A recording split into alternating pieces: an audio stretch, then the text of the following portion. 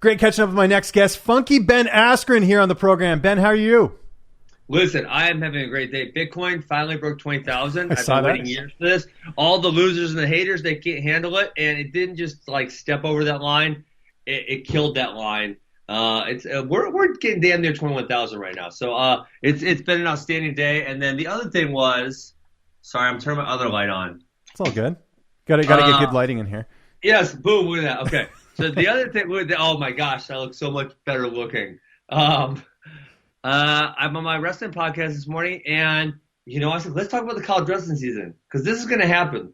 We're late, but we're like less than 2 weeks away from the college wrestling season happening. So I'm starting to get really, really excited about that. Yeah, there's a lot to talk about actually with NCAA Division I wrestling. We'll get into that in a second here, but I wanted to start with 256, UFC 256.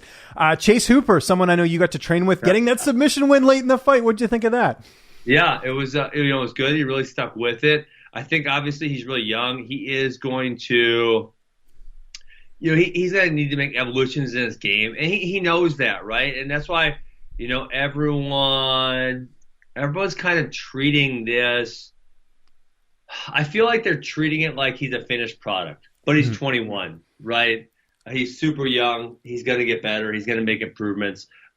He showed some very important qualities, being able to deal with adversity, being able to figure out his way to a win. So I think that was a good performance. Does it remind you a bit of when you started in Bellator? Like, you had not a lot of MMA experience. You're sort of going through the tournament. I know obviously you were older than he was, but do you see similarities where it's like you're kind of having to grow up in a big promotion? Yeah. I would say something similar. I mean, and it doesn't really happen all that often anymore, right? People are, they get a lot of, I don't want to say easier fights, but before they start moving up. But yeah, that's that's the thing is, but even in older guys, I mean, someone who I would bring up, like, no one thought Jan Blachowicz was going to be a world champion if you looked at his record 2 years ago. Yeah. And, I don't study Jan Blachowicz, so I can't tell you what his transition was, but obviously he's doing something different. Because if you look a little while back, he lost like 3 or 4 fights. Mm-hmm. And now all of a sudden he won 8 in a row. So people can continue to make transitions throughout their fighting career, and especially with young people, right? We're talking about Chase. I'm sure he's going to get a lot better as he gets older. Of course, the co-main event, Charles Oliveira getting a pretty dominant win over Tony Ferguson in a fight that almost ended in the first round. Like, it looked like Tony's arm had broken there. That's 2, one-sided losses for Tony now in a row. Where does he go from here, in your opinion? Oh man, I think he retires. Yeah? I know that's not actually true and going to happen. Mm-hmm. But I put out that tweet that it's so sad watching fighters get old, because all in that same night, I felt like we watched JDS, Jacare, and Tony. They all they're not what they once were, right? And age gets the better of us all. And that was kind of something I was super cognizant about. I mean, obviously I retired for the first time and won championship when I was 33 or 32. 33, I think. Yeah, 33. Yeah. Well, it was 20. Yeah, 33. It was 2017. Because I've read all these books and in other sports, it's just like you get worse and you get paid less and people don't think as highly of you. But in fighting, it's brutal because you get your ass kicked. You know, once you start getting worse, and then you see like JDS got knocked out 4 times in a row. And, I don't think the full science is out on the ramifications of that. But there are some indications that can be very negative to your future long-term health. And so for me, it's sad watching fighters get old. I retired the first time at 33.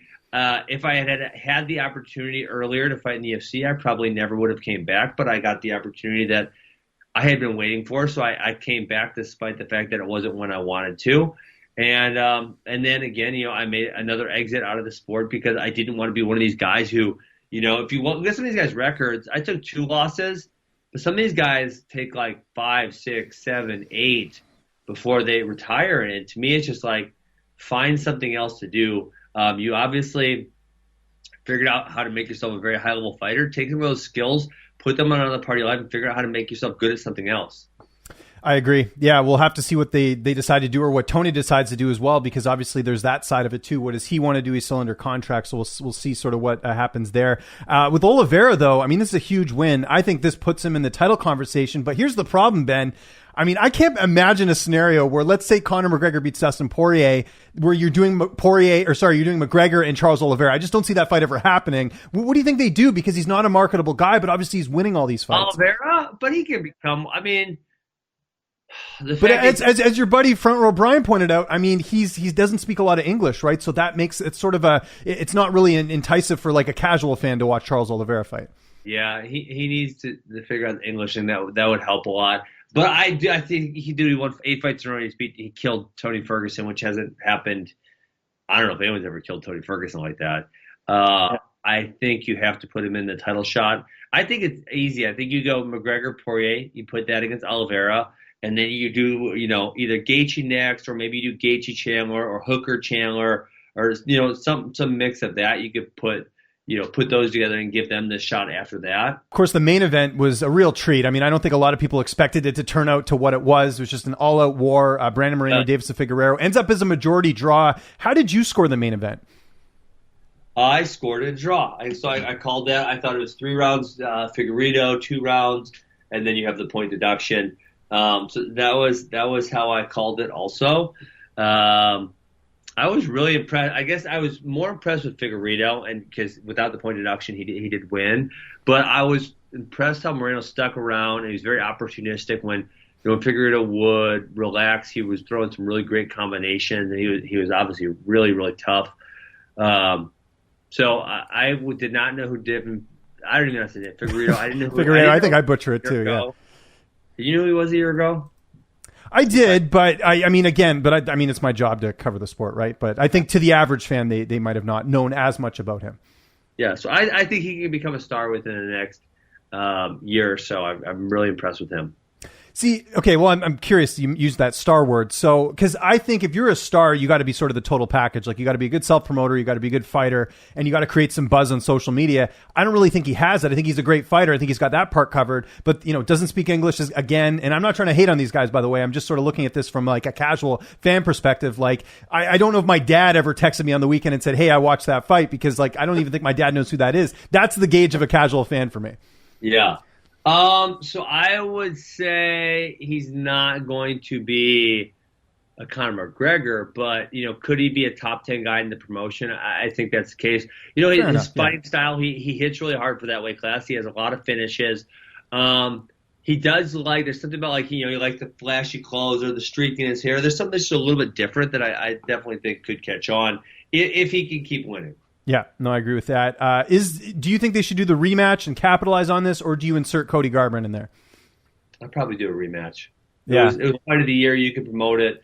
I think you definitely do a rematch right away, right as soon as they're both capable. I think Garbrandt goes and gets a win at one. Does he have a win at 125? One or no? Garbrandt, no, he hasn't fought at all in that weight class. So I think you go get him a win, and you build him up that way. Maybe give him someone even a little easier that he's going to do a highlight reel against, and then you roll that in there. Yeah, that's what I think should happen. Because again, you got a gift in this fight, and ride the wave is sort of what I think. So we'll see if they end up doing that. Jake Paul, I got to bring this up because I know you've kind of been going back and forth with him. Do you like this though, or do you find it annoying? Like in terms of the back and forth, because he was coming at you, I saw on Twitter. Well, he pretty much exclusively came at me, and I just responded. It was never high on my list to fight YouTube stars in boxing. I don't box, and I don't fight YouTube stars. So I don't know. It's just why not fire back since he fired? And if someone offered me a bunch of money to go box a YouTube star, sure, why not?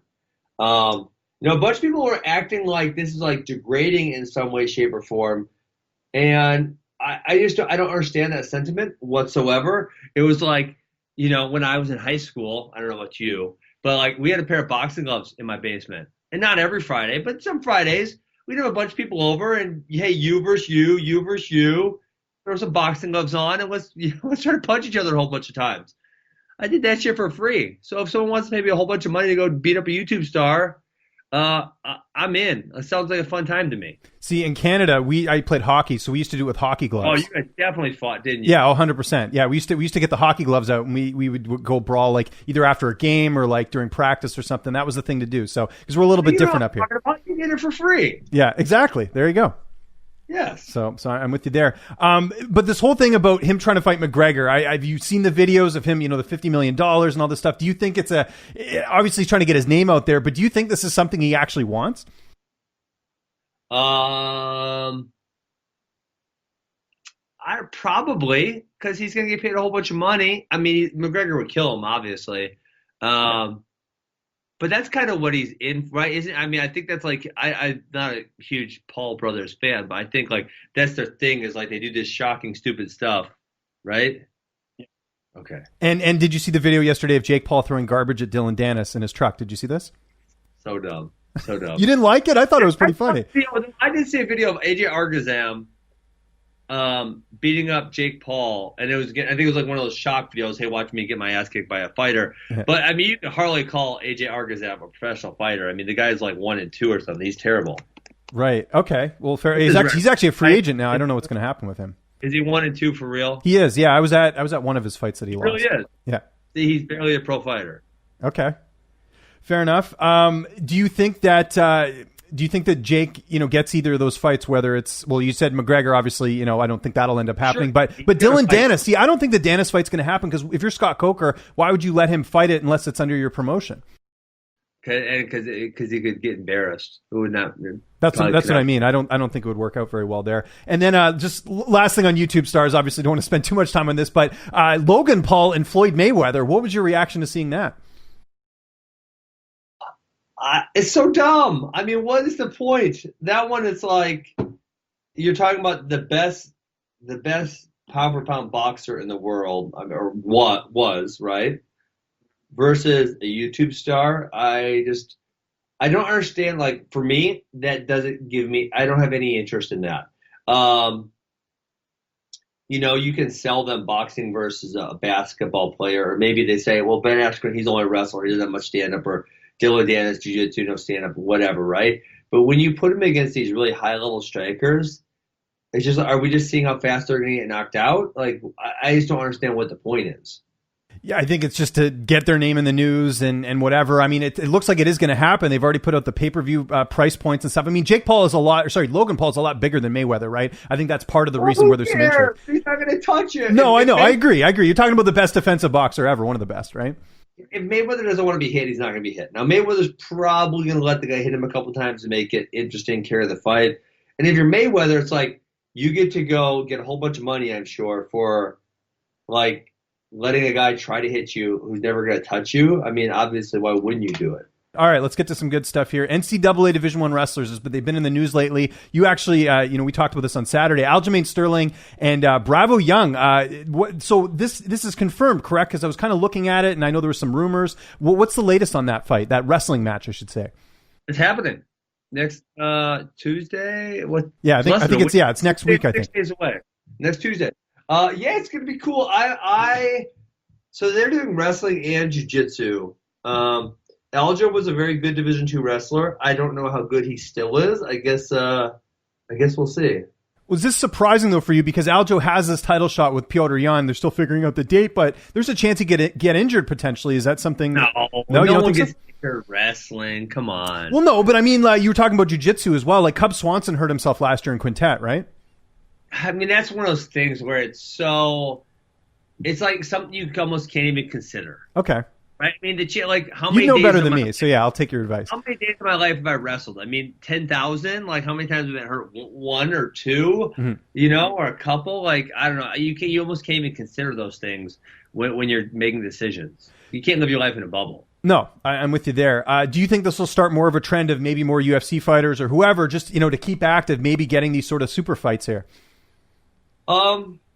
That would be a cool trend if it happens. I mean, Chael announced that card yesterday for the Submission Underground. He's got a really good card. A lot of big name people. So yeah, I think especially if the money can get there, if say someone's making $100,000 for a fight, we'll just say for a flat number. If they can go to a wrestling or grappling match and make 20, I think they're going to be happy to do that, because it's like, a secondary way to make income where you're not risking as much as you would in a fight. And one of the big name wrestlers that we're hopefully going to see in MMA at some point, Bo Nickel, obviously he's preparing for the Olympics. We don't really know what's happening there, but how do you think he'll do transitioning to MMA? Because he's a pretty young guy too. It's not like he's coming in late like some other people have. I think he's going to do really well. I actually argued to him that he should, and very hypocritical of me, that he should start MMA right away. Because he was in the exact same situation I was, where he had, obviously it's moved now because of Corona, but he graduated in March of 19 and the Olympics was in 20. I graduated in 2007 or finished wrestling, and then the Olympics was 2008, right? So there's 1 year and a couple month period. And so, for him, he really thinks he's going to make the Olympic team. It's very interesting to me because his teammate, David Taylor is the number one guy at that weight class. So obviously I would, because I don't think that he can beat him. But obviously if he's going to think he can make the Olympic team, he thinks he can beat his teammate. He practices with him, so he probably knows better than I do. Right. And is that reasonable reasoning? Yeah, no. You bring up a really good point. I actually didn't know that about his teammates, so we'll see. And I know he has done a bit of, he was helping Masvidal, for example, get ready for Usman and all that stuff. So, he's certainly involved in MMA. And they're doing this thing at Penn State, obviously, where they're building this ATG sort of gym to bring wrestlers in, transition them. Do you think we'll see more wrestlers come over to MMA because of things like this? Ooh, we've already been seeing a lot. Yeah. We've been seeing a lot of wrestlers come over. And actually, I think it's probably slowed down because now with the RTC system, wrestlers now have the ability to make a decent living in wrestling. And whereas in my class in 2007, right, we saw Mako, myself, Cormier, and Henry. We all went and fought because there wasn't really the ability to make a good living in wrestling. And now people are doing much better. There's pro matches where they can make money. There's RTCs where they make money. There's better sponsors. So I think we're actually not seeing as many of the top guys transition over. Let's talk about Rockfin. I know you do the show every week with Front Row Brian. It's going well. It seems like a lot more people are coming on the platform. I love it. I rave about it all the time to you. Do you think this is the future? Because I think a lot of people are kind of getting fed up with YouTube with a lot of the things that are happening. Yeah. Well, so my friend Martin, who started the platform, he's brilliant, and it's a more fair way to reward content creators. And, it's a hard concept for people to understand. And not a lot of people even realize it's a problem. Like Joe Rogan, I offered Joe to have Martin on because Joe has brought up, I listen to his show frequently, he has brought up this issue no less than 7 times. Right. No, of course. Yeah. About censorship and all that. Well, not censorship. The fact that content creators contribute to building the value of a network, but when the network gets too big, the network can then do whatever they want and they don't need individuals. Mm-hmm. Right? So the first 100 content creators on YouTube does not exist without the first 100, right? By definition, there has to be the first 100. And then by the time they get to 1 million content creators, they can tell the first 100 to fuck off, or they can tell them, well, we're only going to pay you 20% on the dollar or whatever, right? And they have those first 100 that built the network, they have no stake in the network. Whereas with Rockfin, and you're paid in the token system, you will have a stake in the network. And I'm looking at the screen right now. Most of the tokens I earned because one of the first people on the network, when the network wasn't as valuable, we're at 10 cents, 12 cents, 11 cents. Now the tokens that I held are worth $1.38. So my value has grown with the value of the network. Yeah. And that's huge for the first ones because it's kind of a founder's reward. And I think obviously that's going to continue to happen. People are seeing that it's just different and it's better, and you get a stake in the value of the network, which no one else does for you. You get the bundling component, which people like, right? There's people like Substack and Patreon who they see the problem and they're trying to address the problem, but they're not doing it in the most effective way because you don't get to bundle your content with others there. So I love Rockfin. I think Martin could probably more eloquently put the benefits than I could, but I think I probably hopefully laid out at least a few good components for people. And they have the tipping option too, which I like. It's direct. You can do that. They don't even have that on YouTube. You can only donate. Started last week. Yeah. Because YouTube, you can only do it if you're in a live chat, whereas with this, really? Yeah, because I think, as far as I know, I think you can only donate or give any sort of donations if you're in a live chat. Whereas with Rockfin, like if you're watching the video and it's pre-recorded or whatever, you can actually add that tip in, which I think is very innovative. So. Nice. There you go. What cryptocurrency should I be keeping an eye on? I got some Ray, got some, Bitcoin. What's that? Bitcoin? As Bitcoin moves, the market moves. Yeah. I mean, if you watch it, obviously there's there's other ones that are gonna, like a Ray token, which is gonna play a different part in the system. But Bitcoin, as Bitcoin moves, the system moves, and that's, I think, something that people are paying attention. Bitcoin just broke all time highs today, and the market's green all around. Well, what I do is I've had Bitcoin for a long time. I've used it for, I don't know, Really? 5-6 years. Oh yeah, I don't know if we've talked about this, but You're an OG, huh? I am an OG. I was on Bitcoin a while ago, because actually what site I used to work for, one of the only ways they would be able to pay me was through Bitcoin. So I was like, I'm cool with that. That's Really? whatever. Yeah. So anyway, I've had it for a while, but what I do every now and then is I keep an eye, like you do, on the price. So if I make a little bit of profit, I'll take that money out and keep my original investment, and then I just keep taking out money. Nice. So awesome. I think, what was it, 2 weeks ago? Nick Lentz is another big crypto guy. I don't know if you know him very well. Lentz is? Yeah, he is. Yeah, the Carney's a big crypto guy. So him and I were actually talking about this because it was at an all-time high, I think, a couple of weeks ago. And I was like, yeah, I'm going to pull some money out. And he's like, yeah, do it. He's like, it's smart because, obviously the price is going up. So it's been great. Yeah. So I think everyone's catching on. Even Chris Cyborg is big on crypto. Chris Cyborg is a crypto advocate. Absolutely. Ben, appreciate the time. We went way over. Really appreciate it. Anything you want to plug, any social media, any sponsors, I'll give you the last word. Check me out, Ben Askren on social media, and check out my Rockman channel.